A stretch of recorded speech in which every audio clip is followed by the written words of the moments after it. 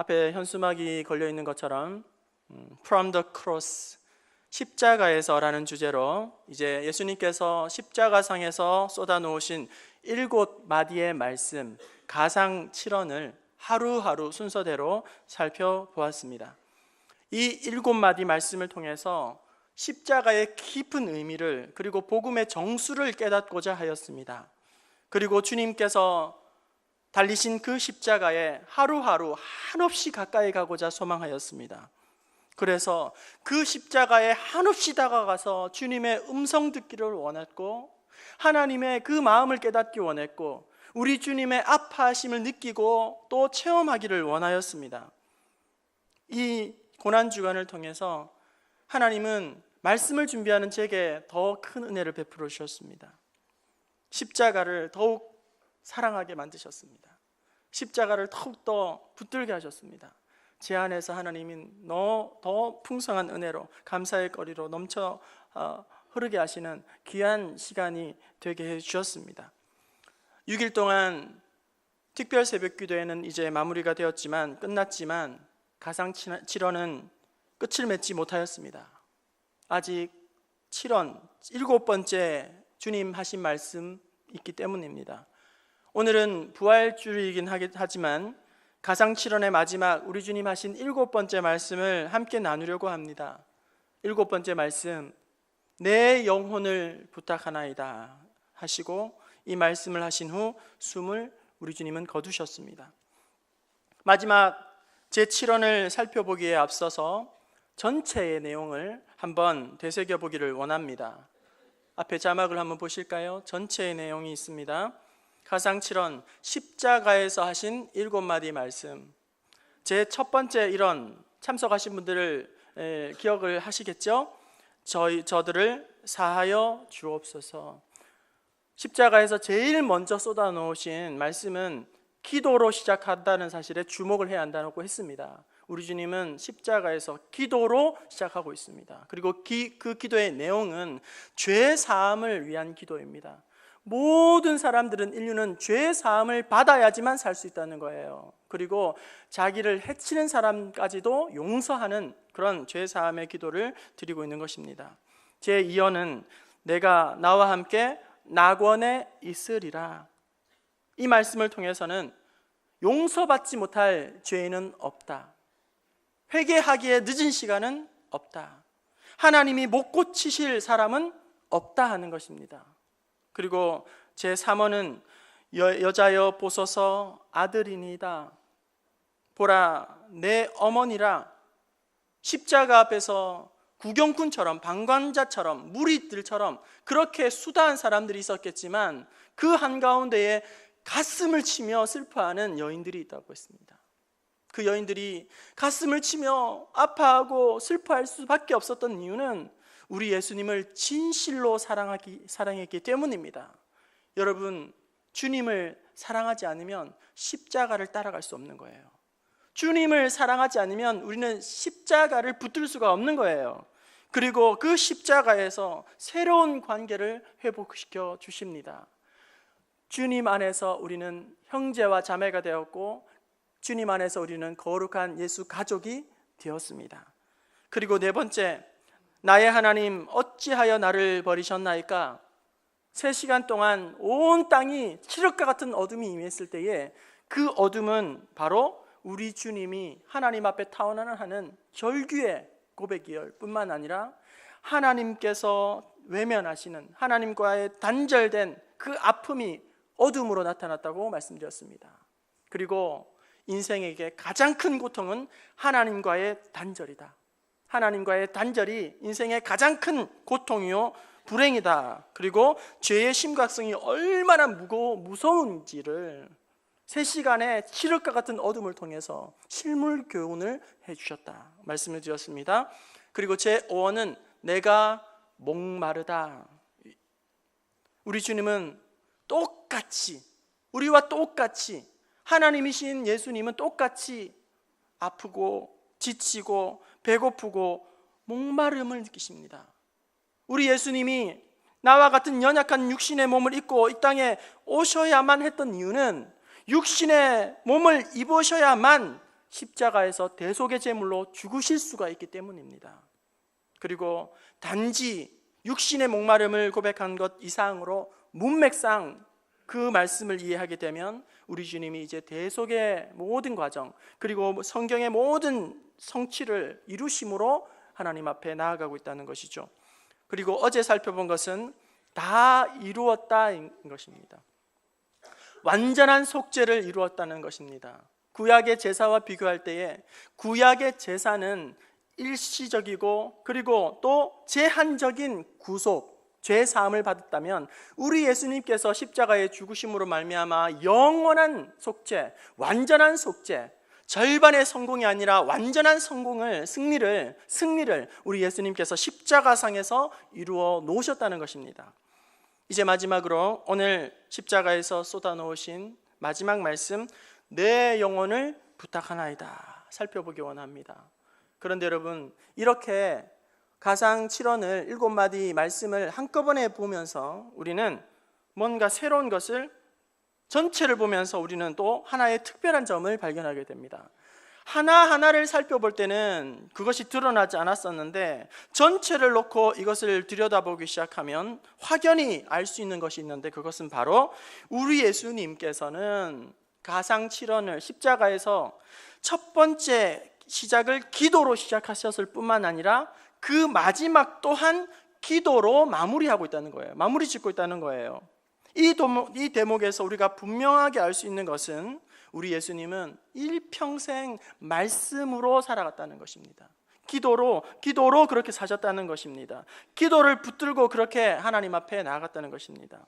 여러분 보십시오. 가상 7원은 기도라는 앞뒤에 캡슐로 싸서 하나님께서 우리에게 주신 말씀이에요. 그러니까 십자가상에서 눈부신 복음이 선포될 때에 그 놀라운 복음의 정수가 기도라는 포장지로 싸서 우리에게 주셨다는 거예요.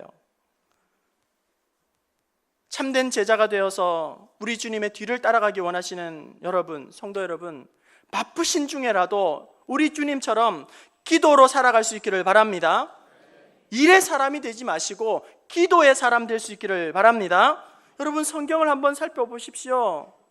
하나님께서 쓰임받은 사람, 하나님께 쓰임받은, 하나님께 함께 하신 사람, 하나님의 능력에 베푼 사람, 그 사람은 누구입니까? 기도의 사람이라는 거예요. 한결같이 기도하는 사람, 기도의 용사, 기도의 군대를 하나님께서는 세우셔서 하나님 앞에 귀하게 아름답게 쓰임을 받았다는 것입니다. 사도행전 6장에 보면 초대교회의 말씀이 왕성하게 역사하게 되고 많은 무리의 사람들이 세례를 받고 주님 앞으로 나오게 됩니다. 그때에 교회 안에는 사람들이 많아지자 이러저러한 문제들이 많이 갈등이 시작하게 되는 것이죠. 그러면서 구제하는 문제, 그리고 여러 가지 사역적인 문제가 분주하게 나타나게 되었습니다. 그때의 사도들은 이 문제를 어떻게 해결하는지 아십니까?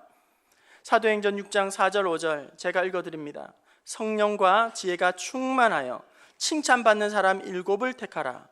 우리가 이 일을 그들에게 맡기고 우리는 오로지 기도하는 일과 말씀 전하는 일에 힘쓰리라 하니라. 여러분 보십시오. 일을 처리하기 위해서 사도들이 분주하게 움직였던 것이 아니라 일은 맡기고 자기의 본분인 기도하는 일과 말씀 전하는 일에 힘을 쏟았더니 문제는 자연스럽게 해결되고 처리가 되게 되었다는 거예요. 기도할 때에. 그리고 사도행전 13장에는 여러분 사도행전에 완전히 분기점을 가르는 사건이 나옵니다. 그리고 기독교 역사에서, 선교 역사에서 획을 긋는 지각 변동을 일으키는 그 사건이 사도행전 13장에 나오게 되는데, 사도행전 13장 2절과 3절을 우리가 읽어보겠습니다. 사도행전 2절 우리 말씀 보실까요? 자막 보시면서 2절입니다. 시작. 주를 섬겨 금식할 때에 성령이 이르시되 내가 불러일으키는 이를 위하여 바나바와 사울을 따로 세우라 하시니, 여기에 주를 섬겨 금식할 때가 나오죠. 이 금식은 단지 음식을 먹지 않는 단식을 의미하는 것이 아닙니다. 이 금식은 기도하기 위한, 하나님 앞에 기도하기 위한 금식인 것이죠. 그들이 금식하며 하나님 앞에 간절히 기도할 때에 성령이 그 가운데 임하시게 되고 그 안에서 하나님이 무엇을 하시는지 음성을 듣게 되고 바울과 그리고 바나바를 세워서 이제는 선교사로 파송을 하는 그런 일이 이루어지게 됩니다. 그렇게 열심으로 하나님 앞에 나아갈 때 2절 읽었죠? 이제 3절을 함께 봅시다. 3절입니다. 시작. 이에 금식하며 기도하고 두 사람에게 안수하여 보내니라. 지금 안디옥 교회는 기도하면서 모든 것이 시작됩니다. 그리고 기도하면서 마무리를 짓고 있습니다. 금식하며 기도할 때에 성령이 그 가운데 강하게 역사하시고, 또한 금식하며 기도할 때 두 사람을 세워서 선교사로 이제는 파송을 하고 있는 거예요. 그들은 기도보다 앞서지 않습니다. 기도 없이 아무것도 행하지 않습니다. 성도 여러분, 일 중심으로 살아가게 되면 반드시 위기가 오게 됩니다. 일 중심으로 살아가는 사람은 탈진을 만나게 됩니다. 일 중심으로 뛰게 되면 결국 몸도 병이 나고 마는 것이죠. 여러분, 일은 할 수도 있고 하지 않을 수도 있어야 합니다.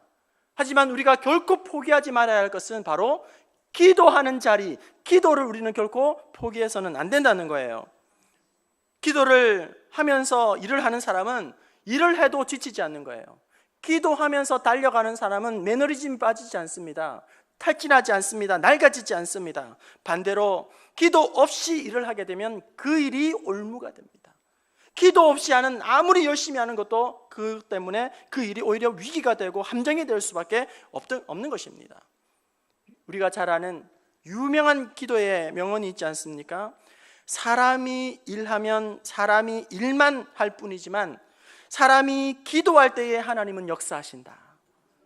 사람은 일하면 그냥 일로 끝나는 거예요. 하지만 사람이 기도하는 일에 마음을 쏟으면 하나님이 그 가운데 개입하시고 하나님께서 기도 가운데 역사하셔서 응답의 체험을 주신다는 거예요. 성도 여러분, 여러분은 기도의 시간을 어떻게 갖고 계십니까? 여러분, 기도의 시간을 소중하게 여기고 있습니까? 여러분이 신앙생활함에 있어서 기도를 여러분의 신앙의 최우선에 두고 신앙생활을 하고 있습니까? 여러분은 기도의 능력을 믿고 있습니까? 나의 능력보다, 나의 지식보다, 나의 노력보다, 나의 경험보다 우리가 엎드려 기도하는 기도의 무릎에서 더 많은 것이 성취된다는 사실을 여러분 기억할 수 있기를 바랍니다. 저의 한계는 기도의 한계예요. 여러분의 한계도 기도의 한계입니다. 기도만큼 할 수 있어요. 기도만큼 승리하는 것입니다. 다시 한번 여러분, 기도를 붙잡고 기도의 사람, 무릎이 강한 사람, 그래서 하나님 앞에 기도의 응답과 체험을 누리는 저와 여러분 될 수 있기를 바랍니다. 오늘 십자가상에서 우리 주님이 피 흘려 돌아가실 때에 하나님은 두 가지 특별한 현상을 보여주셨습니다. 두 가지 놀라운 상징적인 사건을 펼쳐 보여주십니다. 그 첫 번째가 44절 함께 봅니다. 44절입니다. 시작. 때가 제6시쯤 되어 해가 빛을 잃고 온 땅에 어두움이 임하여 제9시까지 계속하여 6시부터 9시까지 어둠이 임했다. 유대인의 시간은 우리의 시간으로 비교하면 그 시간에 6을 더하면 우리의 시간이 되는 거예요. 그래서 유대인의 6시는 정확하게 낮 12시가 되는 거죠. 그리고 이제 유대인의 9시는 오후 3시가 되는 거예요. 그러니까 낮 12시부터 오후 3시까지 십자가에 달려있을 때에, 우리 주님이 달려있을 때에 하나님께서 땅에 칠것 같은 어두움을 나타내 보여주셨다는 거예요. 온 땅에 어두움을 보여주셨다는 거예요. 우리가 잘 알지만 여러분, 낮에 12시와 오후에 3시까지는 가장 태양이 밝게 빛나는 시간입니다. 가장 뜨겁게 빛나는 시간입니다. 그런 밝은 시간에 하나님은 어둠을 나타내셔서 이제 무언가를 우리에게 보여주시기를 원하셨다는 거예요. 이에 대해서 한 신학자는 이렇게 말합니다. 주님께서 십자가의 수치와 십자가의 고통을 당하실 때에 그 어둠 속에는 인류의 모든 죄가 우리 예수님께 쏟아부어졌다. 인류의 모든 더러운 죄가 십자가에 있는 우리 주님에게 온전히 다 진노가 쏟아부어졌다. 그것이 어둠으로, 3시간에 칠흑 같은 어둠으로 나타났다. 그렇게 말을 한 것이죠. 그리고 또 한 가지 특별한 사건을 하나님은 보여주셨는데요. 45절에 성소의 휘장의 가운데가 찢어지는 그런 사건을 나타내 보여주십니다. 여러분, 하나님께서 모세에게 성막을 짓도록 그렇게 명령을 하시고 모세는 그에 준하여 성막을 짓게 됩니다. 성막 안에는 성소의 뜰이 있고 그 다음에 성소와 지성소가 있는 거 여러분 잘 아실 거예요. 그리고 지성소 안에는 하나님의 법궤가 보관되어 있습니다. 그 하나님의 법궤는 하나님의 임재, 하나님의 은혜를 상징하는 법궤가 있는 것이죠. 그리고 이 성소와 지성소의 그 사이를 가로막고 있는 아주 두꺼운 커튼이 하나 내리쳐 있는데 그것이 바로 휘장이라는 거예요. 휘장. 그리고 이 두꺼운 커튼은 이제 거룩하신 하나님과 불의한 인간이 이렇게 막혀 있다는 것, 하나님과의 단절된 상태를 의미하는 것이죠. 하나님은 거룩하시기 때문에 우리 인간들이, 불의한 인간이 다가갈 수 없는 그런 단절과 그리고 분리를 의미하는 것이 이 휘장이라는 것입니다. 그래서 성막과 성전의 뜰과 그리고 성소의 뜰과 성소 안에는 제사장들이 수시로 들어가게 됩니다. 수시로. 그리고 하나님 앞에 예배를 드리고 제물을 드리고 수시로 그 장소를 방문할 수 있었지만 이 지성소만큼은 아무나 들어갈 수가 없는 장소이죠. 그리고 1년에 딱 한 번 대제사장만 들어갈 수 있는 곳이 바로 그 지성소라는 것입니다. 그런데 우리 예수님이 십자가에서 자기의 몸이 찢겨 나갈 때에 하늘에는 해가 빛을 잃어버리고 고통의 가장 절망적인 그 순간이 도달했을 때에 그렇게 단단하게 굳었던 그런 휘장이 가운데에서 찢어졌다, 이렇게 말씀을 하고 있는 것이죠. 여러분, 그 휘장, 찢어진 휘장은 무엇을 의미하는 것일까요? 히브리서 10장 19절과 20절에 이 휘장이 갖고 있는 의미를 우리에게 밝히 말씀해 주고 있습니다. 우리 함께 읽어볼까요? 히브리서 10장 19절 20절입니다. 함께 읽어봅니다. 시작. 형제들아, 우리가 예수의 피를 힘입어 성소에 들어갈 담력을 얻었나니 그 길은 우리를 위하여 휘장 가운데로 열어놓으신 새로운 살 길이요 휘장은 곧 육체니라. 십자가에서 우리 주님이 그 몸이 찢어질 때에 하나님과의 단절되었던 그 휘장도 이제 하나님이 찢으신다는 거죠.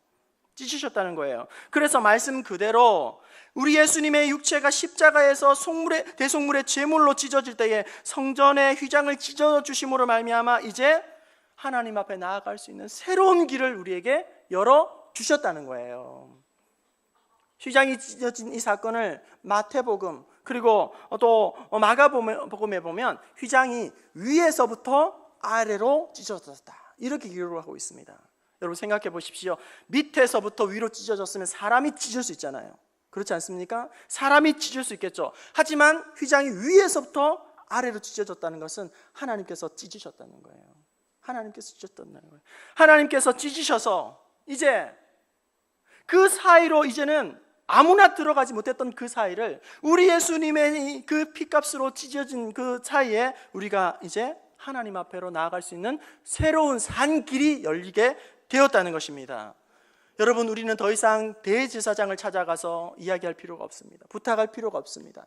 카톨릭으로 말하면 자기의 죄의 대리자라 할 수 있는 신부를 찾아가서 자기의 잘못을 털어놓고 그런 고해 성사를 하고 신부가 그 사람을 대신해서 하나님 앞에 단언하고 마리아에게 단언하여 그것을 해결하는, 용서받는, 그것을 더 이상 우리는 할 필요가 없다는 거예요. 왜냐하면 하나님께 우리는 직접 나아갈 수 있도록 하나님께서 모든 것을 허물어뜨리고 새로운 길을 우리에게 주셨기 때문입니다.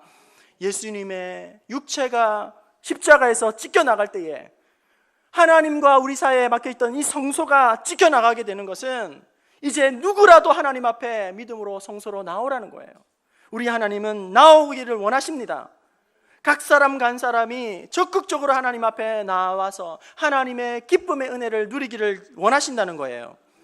그렇다면 이제 하나님께서 우리가 그렇게 나오기를 원하시는데, 하나님께 가까이 갈 수 있는 길도 만들어 놓으셨는데 우리는 이제 어떻게 하면 될까요? 오늘 십자가에서 마지막으로 우리 주님이 쏟아 놓으신 7번째 말씀을 통해서 어떻게 하면 우리는 더욱더 하나님 앞에 가까이 가고 하나님을 만날 수 있을지 우리는 분명하게 깨닫게 되는 것입니다. 우리 46절 말씀을 다시 한번 읽어볼까요? 46절입니다. 시작. 예수께서 큰 소리로 불러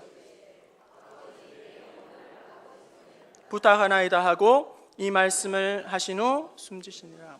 어떻게 하면 우리는 하나님 앞에 한없이 가까이 갈 수 있을까요? 한없이 가까이 가서 하나님의 놀라우신 은혜에 참여할 수 있을까요? 베푸신 축복의 잔치에 우리가 동참할 수 있을까요? 짧게 3가지 정도로 살펴보기 원합니다. 하나님 앞에 가까이, 한없이 가까이 가기 위해서는 먼저 말씀을 가까이 해야 한다는 거예요. 말씀의 사람이 되어야 한다는 겁니다. 여러분 방금 읽었던 23장 46절의 말씀은 여러분 놀랍게도 시편 31편 5절의 말씀을 우리 주님이 다시금 인용한 말씀이라는 거예요.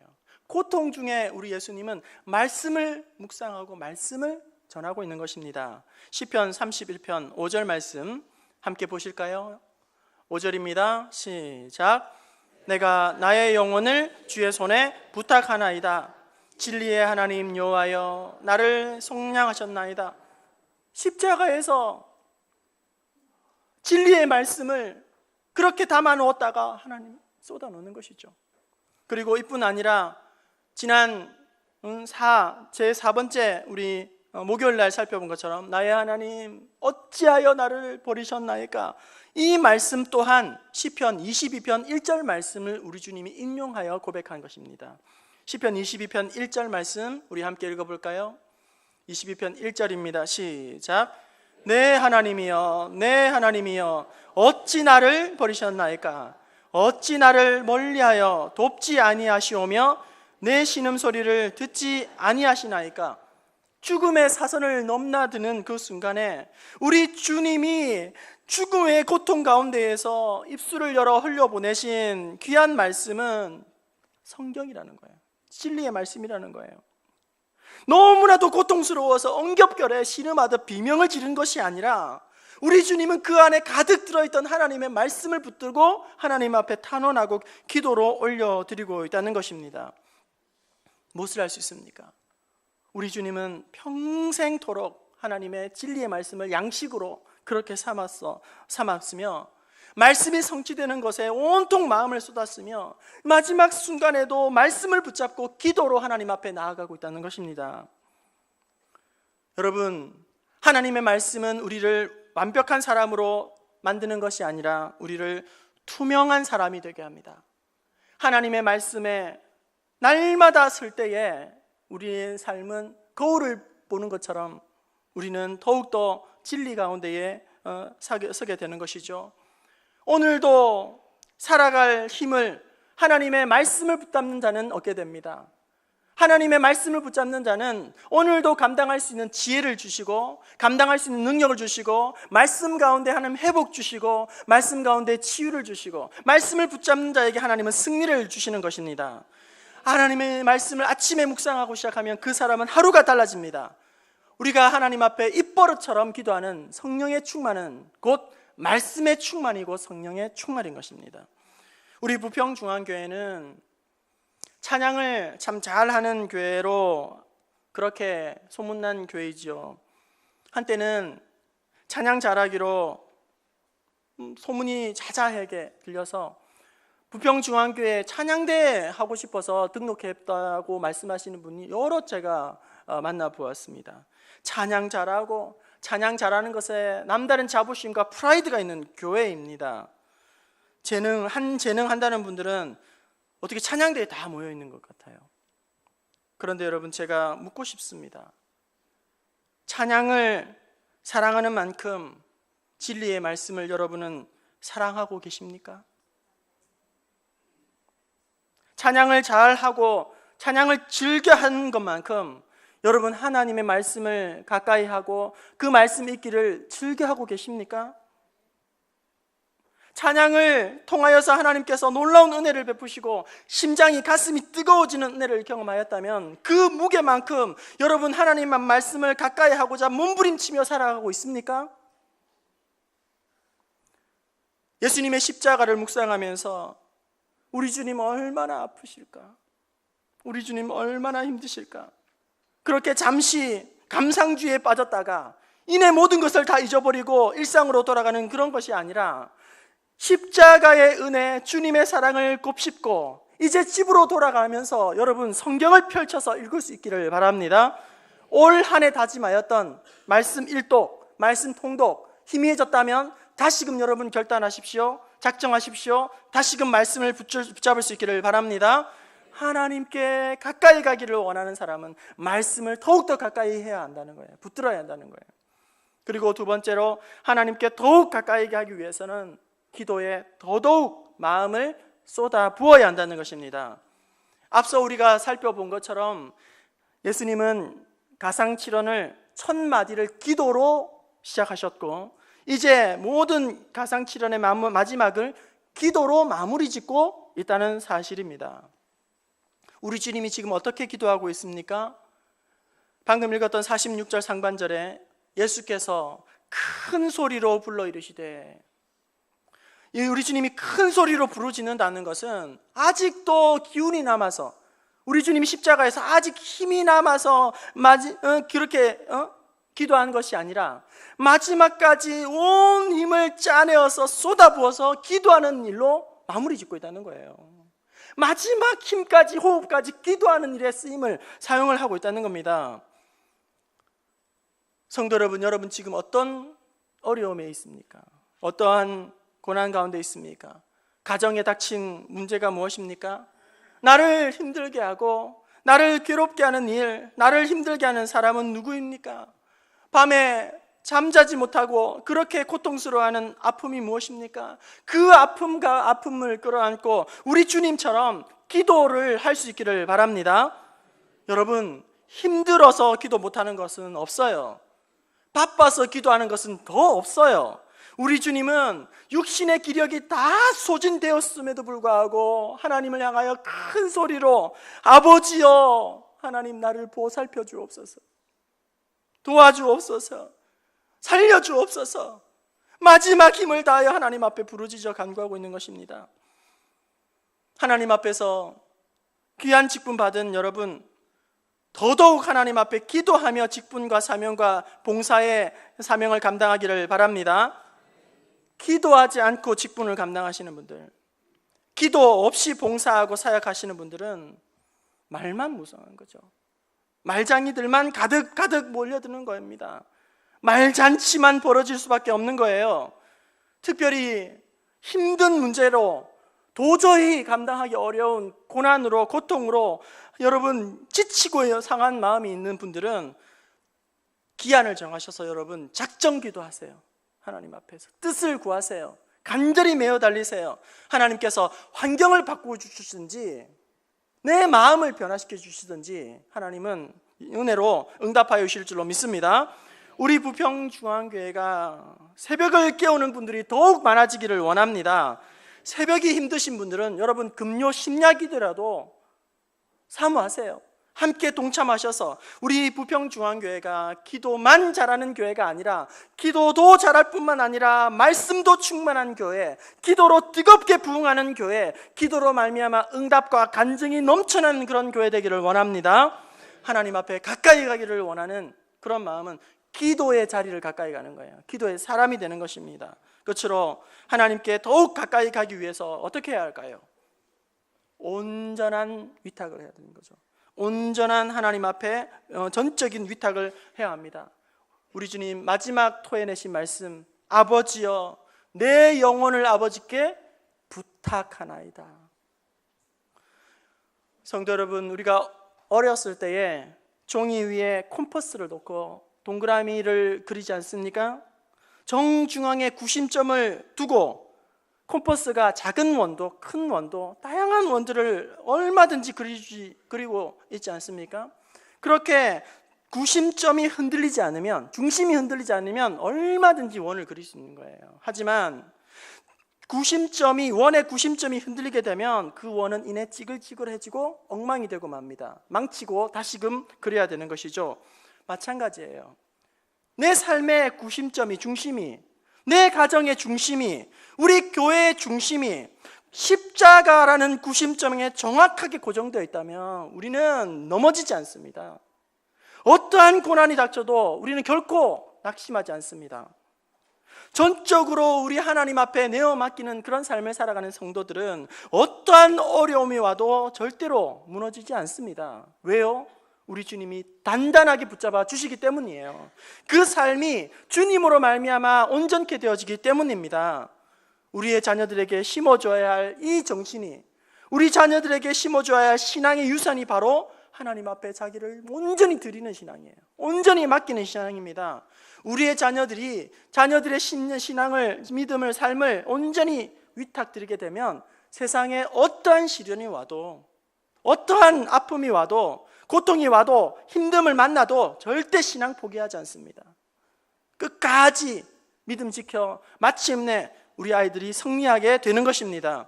여러분, 우리의 삶은, 인생은 우리의 손에 있는 것이 아니라 능력의 하나님의 손에 있는 줄로 믿습니다. 우리의 자녀들도 마찬가지입니다. 우리의 자녀들의 장래와 진로가 그의 손에, 그의 능력에, 그의 학벌에, 그의 모든 것에 있는 것이 아니라, 우리 부모님들은 그렇게 믿고 싶겠지만 우리 자녀의 장래는 성적표에, 그리고 또 학점에 있는 것이 아니라 능력의 하나님의 손에, 주권에 있는 줄로 믿습니다. 하나님께서 오늘도 힘 주시지 않으면 우리는 쓰러질 수밖에 없는 연약한 존재입니다. 오늘도 하나님 우리를 붙들어 주지 않으면 우리는 작은 것에도 걸려 넘어져서 깨지고 상하고 터질 수밖에 없는 질그릇과 같은 그런 존재입니다. 하나님 앞에 모든 것을 온전히 위탁하는 것이야말로 하나님께서 역사하시는 가장 좋은 환경을 만드는 것입니다. 이제 말씀을 마치려고 합니다. 주님의 이 죽으심과 함께 휘장인 둘로 찢어졌습니다. 우리 예수님의 몸이 십자가에서 찢어졌을 때에, 죽으셨을 때에 그 사이를 지나 이제는 누구든지 하나님 앞에 나아갈 수 있는 새로운 산 소망의 길이 열리게 되었습니다. 우리 하나님은 저와 여러분이 하나님 앞에 이제 나오기를 원하십니다. 불러주십니다. 그 안에서 누리라는 것입니다. 이제 우리가 그 하나님 앞에 어떻게 나아가야 할까요? 말씀을 더욱 사랑하고 말씀을 붙잡는 말씀의 사람 될 수 있기를 바랍니다. 기도의 자리를 더욱더 사모하고 기도에 힘쓰며 간절히 부르짖는 중에 응답의 사람, 축복의 사람, 간증의 사람 될 수 있기를 바랍니다. 하나님 앞에 모든 것을 내어 맡기고 내 인생을 하나님께서 핸들링할 수 있도록 내어 맡길 때에 하나님께서 인도하시고 책임지시고 하나님께서 역사하여 주실 줄로 믿습니다. 그 은혜로 말미암아 날마다 하나님과 동행하는 믿음의 사람들, 권속들 되시기를 주님의 이름으로 축원합니다.